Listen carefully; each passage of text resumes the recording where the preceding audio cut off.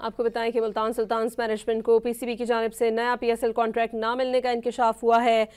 ये बताएं कि मुल्तान सुल्तान्स कंप्लायंस पॉलिसी पर पूरा नहीं उतरी।